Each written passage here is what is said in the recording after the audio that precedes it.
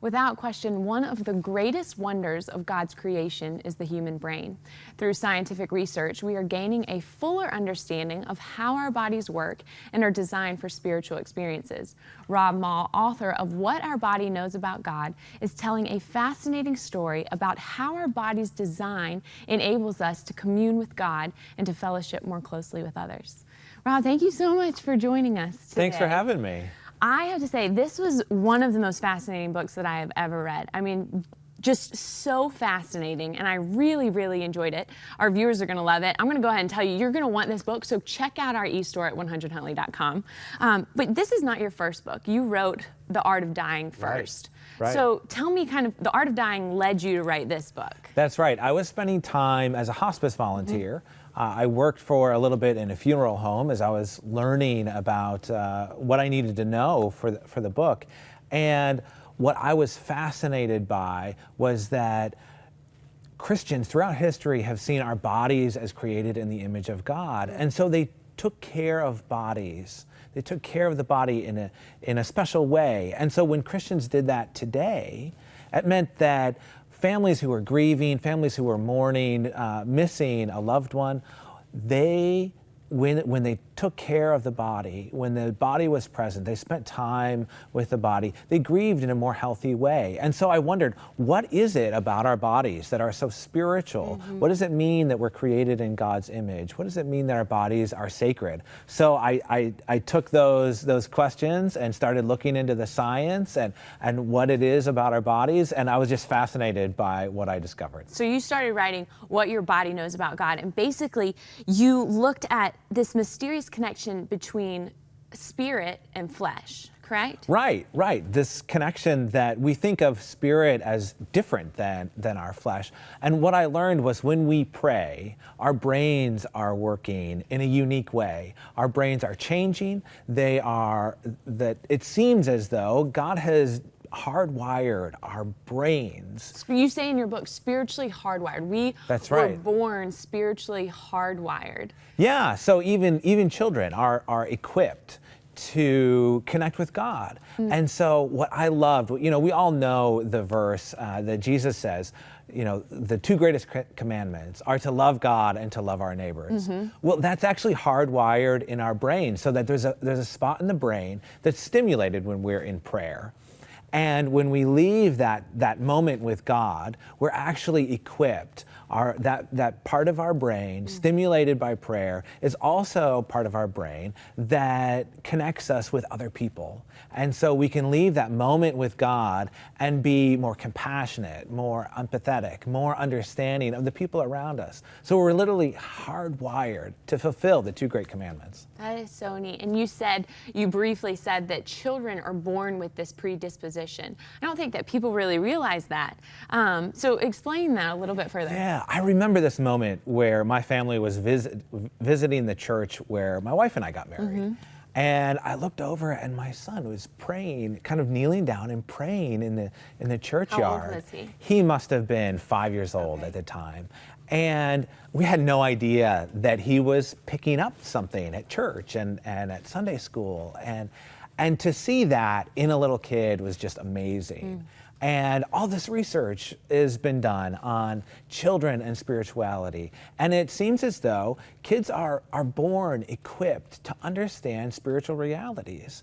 And they understand it in a way that is different than fairy tales. They know that fairy tales, that what you see on Disney isn't true. But God, but Jesus is alive, and they can understand that in a way that is unique. They understand that as true and a spiritual reality. Wow, spiritually hardwired. I love that. You have so much scientific evidence that supports the notion that bodies and brains were designed to connect with God. And we've kind of talked a little bit briefly, but prayer is one of those ways. You were researching prayer and people and looking at their brains during this time of prayer, and you found that the brain was actually functioning the healthiest during the time of prayer. That's right. It's amazing that prayer is actually one of the healthiest things that we can do for us, physically and emotionally, and obviously spiritually as well. And so when we're in prayer, it actually lowers our blood pressure. When we're in prayer, it heightens our compassionate emotions. It heightens our sense of understanding and empathy, as well as patience and kindness and joy. So it's one of the healthiest things that we can do emotionally. And as I said, it lowers blood pressure, it reduces stress. It's great for us physically as well. There is probably nothing more important that we can do for our lives than to spend time in prayer. And what's important is 12 minutes a day. 12 minutes 12 minutes a day. But it has to be 12 minutes a day completely devoted to that. You were saying in your book that it's hard to kind of turn off everything else in the world, turn off your phone. You have to get really deep in prayer. That's right. And for me, it's always a struggle to find those 12 minutes. And I'm not that great at it. But for me, when I'm putting my kids to bed, that's a great time for me to be quiet when they're quiet, to spend some time and to pray and really concentrate, not just asking God for things, but spending time communing with God. Another connection that you make between spirit and flesh is that we have this innate capability to connect with other people through mirror neurons. That's right. So explain that. That's right. Well, you might be familiar with a motor neuron. Those are the neurons that tell our bodies to move.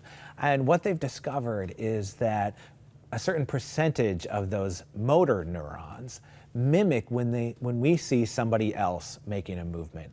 So we're designed to, in a sense, mimic the people or mirror the people that we're with. So if you're smiling, I start to smile. If you're crying, I start to cry. At least your mirror neurons are. And that's one way that we're connected to people, and we're connected at a much deeper level when you understand that the cells in our brain are actually mimicking the people that we're with. And there's a study that found Muhammad Ali, probably the fastest boxer that ever was, would take just a split second to react to an opponent's punch.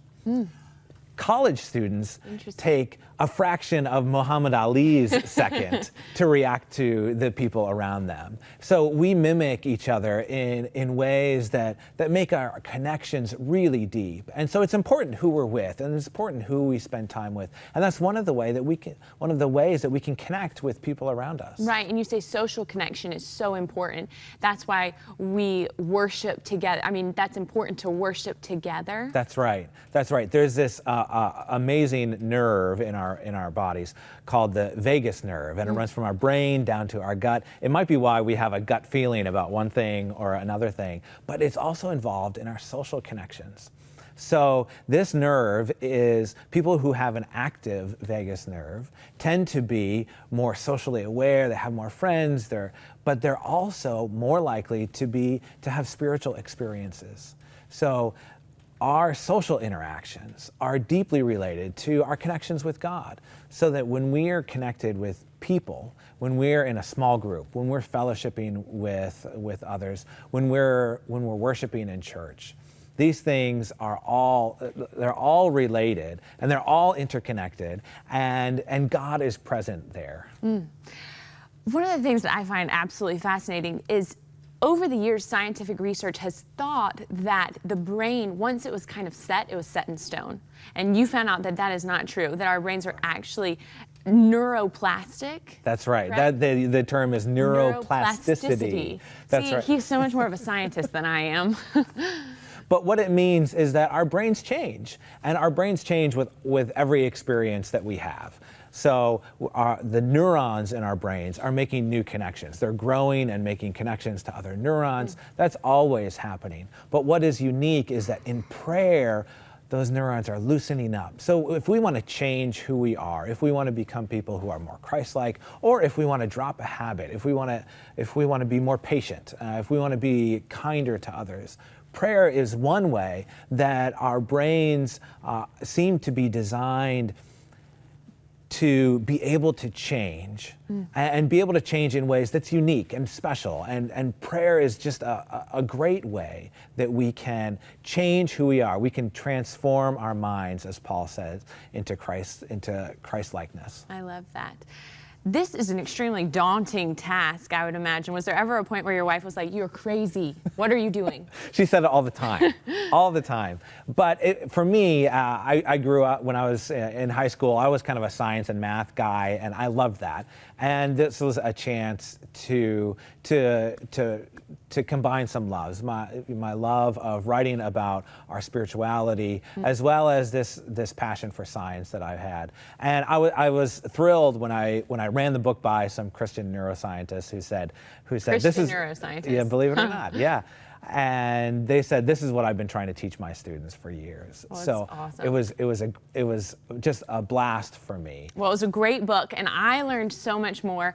You can learn so much more. I encourage you to pick up or get this book. Check out our e-store at 100huntley.com.